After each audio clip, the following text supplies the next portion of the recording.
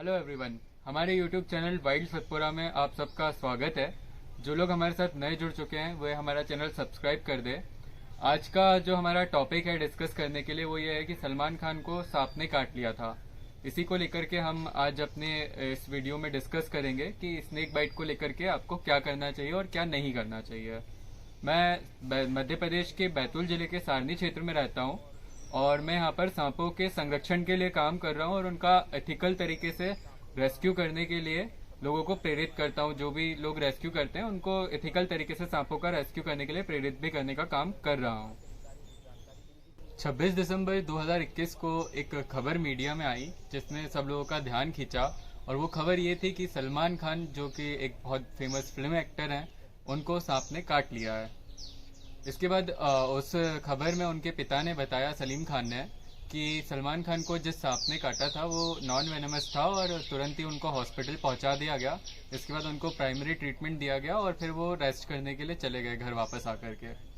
तो आज हम यही डिस्कस करेंगे कि अगर किसी को सांप काट ले तो आपको करना क्या चाहिए, क्योंकि ज़्यादातर लोगों को पता नहीं होता है कि सांप काटने के बाद करना क्या है। और कई बार घबराहट की वजह से डेथ हो जाती है तो कई बार जहर की वजह से डेथ हो जाती है लोगों की।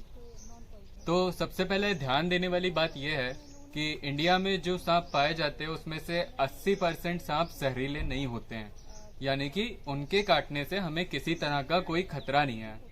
इसके अलावा एक चीज़ और है कि सांप हमारे घरों में क्यों आते हैं, उसके पीछे रीज़न ये है कि घर में मौजूद छिपकली, चूहे और मेंढक वगैरह को खाने के लिए सांप घरों में और फार्म हाउस के आसपास आ जाते हैं, क्योंकि उन्हें आसानी से भोजन मिल जाता है। तो अगर आपको कभी सांप काट ले तो बिल्कुल घबराएं नहीं और पॉसिबल हो तो सांप का फोटो खींच लें और अपने जितना जल्दी हो सके उतना अपने नियरेस्ट हॉस्पिटल पहुंच जाएं। अगर आपको नॉन वेनमस स्नेक ने काटा होगा तो आपको एंटीबायोटिक और टिटनेस का इंजेक्शन लगा दिया जाएगा, वो सफिशिएंट होता है उसके ट्रीटमेंट के लिए। और अगर वेनमस स्नेक बाइट करता है तो ब्लड क्लॉटिंग टेस्ट होता है और भी टेस्ट होते हैं। उसके बाद में उसके अकॉर्डिंगली कि कितना वेनम सांप का गया और कितना इफेक्टिव है वो, उसके अकॉर्डिंगली आपको एंटी वेनम के डोज दिए जाते हैं और कई बार आईसीयू में भी एडमिट करना पड़ता है। पर अच्छी बात यह है कि जो ज़्यादातर लोग समय रहते हॉस्पिटल पहुंच जाते हैं वो बच जाते हैं। सांप का फोटो लेना इसलिए ज़रूरी है ताकि आप उसको डॉक्टर को दिखा के आइडेंटिफाई करवा सके आसानी से कि वेनमस है या नॉन वेनमस है, या आपके नॉलेज में कोई स्नेक स्पेशलिस्ट हो आप उससे भी कंफर्म करवा सकते हैं। कई बार होता ये देखा ये गया है कि लोग सांप काटने के बाद एकदम घबरा जाते हैं कि यार अब हमें सांप ने काट लिया, अब हम कैसे बचेंगे। तो इस वजह से हार्ट अटैक से भी उनकी डेथ हो जाती है।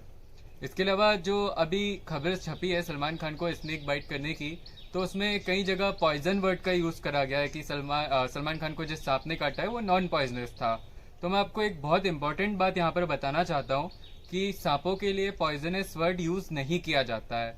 पॉइजन और वेनम दोनों की प्रॉपर्टी बहुत अलग होती है और सांप वेनम को कैरी करते हैं। वेनम की प्रॉपर्टी ये होती है कि जब सांप आपको हाथ पे काटेगा या पैर पे काट रहा है या कहीं बाइट कर रहा है और जब उसका वेनम आपके ब्लड में मिलेगा तभी वो अपना असर शुरू करता है और ब्लड के साथ फ्लो होकर के वो बॉडी के दूसरे पार्ट्स तक पहुंचता है।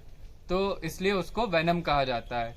तो लोगों को पता नहीं है इस बारे में कि सांप के लिए कौन सा वर्ड यूज़ करना है। इस वजह से कई बार गलतफहमी में या नॉलेज, लैक ऑफ नॉलेज की वजह से वो लोग पॉइजन वर्ड यूज़ कर देते हैं।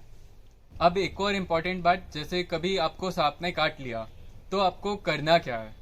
तो ज़्यादातर देखने में आएगा कि सांप हाथ या पैर पे ही काटेगा। अगर सांप ने आपके हाथ में काट लिया है, ठीक है, आपको नहीं पता कि ये वेनमस है या नॉन वेनमस है, आप एकदम घबरा जाओगे, टेंशन में आ जाओगे, तो सबसे अच्छा तरीका ये कि एक प्लेन लकड़ी लें या रॉड लें, उसको अपने हाथ में लगाएं और उसको क्रैप बैंडेज से या किसी पट्टी से हल्का बांध लें।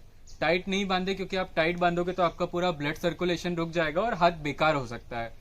इसलिए बिल्कुल भी टाइट पट्टी ना बांधे, उसको एक रॉड लगा के हल्की सी क्रैप बैंडेज उसके ऊपर से बांध लें और इसके बाद हाथ को यूं मोड़ करके टांग ले गले के पास में। तो इससे होगा ये कि जो ब्लड सर्कुलेशन है वो थोड़ा धीमे हो जाएगा, तो जहर को बॉडी में फैलने के लिए टाइम लगेगा। और अगर आपने टेंशन ली तो टेंशन लेने से ये होता है कि जैसे वेनमस स्नेक है, उसने काटा है, वेनम आपके ब्लड में मिला हुआ है, तो वो ब्लड प्रेशर आपका बढ़ेगा, तो ब्लड फ्लो के साथ और तेजी से जहर आपकी बॉडी में फैलेगा। इसके अलावा अगर वो नॉन वेनमस स्नेक है और आपने टेंशन लिया ज़्यादा तो कई बार लोगों को हार्ट अटैक आ जाता है या ब्रेन ह्यूमरेज हो जाता है, उसकी वजह से भी वो मर जाते हैं। इसलिए इस चीज़ का बहुत ध्यान रखें कि स्नेक बाइट होने पे आपको टेंशन बिल्कुल भी नहीं लेना है। स्नेक बाइट का ट्रीटमेंट अवेलेबल है और आसानी से इंसान ठीक भी हो जाता है। और सबसे ज्यादा जरूरी बात यह है जो आपको ध्यान में रखनी है कि 80% स्नेक जहरीले होते ही नहीं है। अभी जो रिसेंट डाटा गवर्नमेंट की तरफ से रिलीज किया गया था स्नेक बाइट को लेकर के, उसमें एक चौंका देने वाली बात सामने आई है कि इंडिया के मध्य प्रदेश में सबसे ज्यादा मौत रिकॉर्ड हुई है सांप के काटने की वजह से। पूरी कंट्री में मध्य प्रदेश सबसे हाईएस्ट रैंक पर है जहां पर सांप काटने से लोगों की मृत्यु हो रही है। पर यह बड़ा दुख का विषय है कि जो हमारी सरकार है या जो हमारा फॉरेस्ट डिपार्टमेंट है या जो हेल्थ डिपार्टमेंट है वो इस तरफ ध्यान नहीं दे रहा है।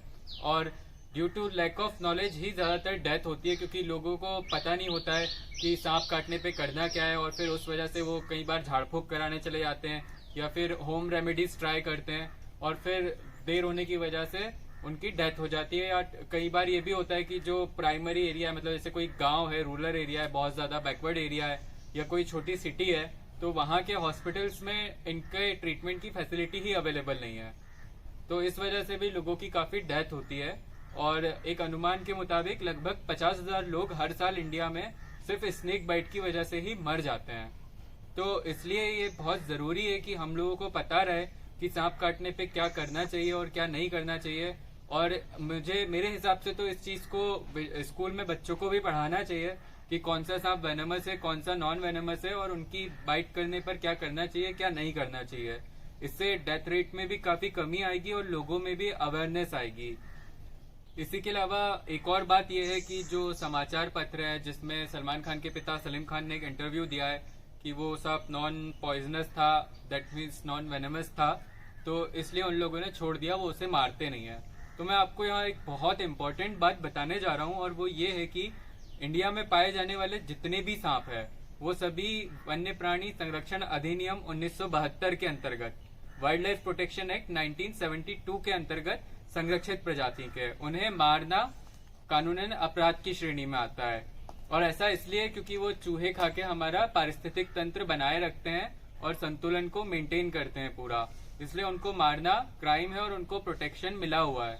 तो इस बात का भी विशेष ध्यान रखें कि अगर आपको कभी सांप काटे तो गुस्से में आके सांप को मारे नहीं, और आपको कहीं सांप दिख रहा है या आपको कभी बाइट केस हो रहा है तो इस संबंध में आप फॉरेस्ट डिपार्टमेंट को इन्फॉर्म करें, और बाइट होने के केस में आप पुलिस को कॉल कर सकते हैं, आप एम्बुलेंस को कॉल कर सकते हैं, आप खुद भी तुरंत ही नियरेस्ट हॉस्पिटल पहुंच सकते हैं। Thank you.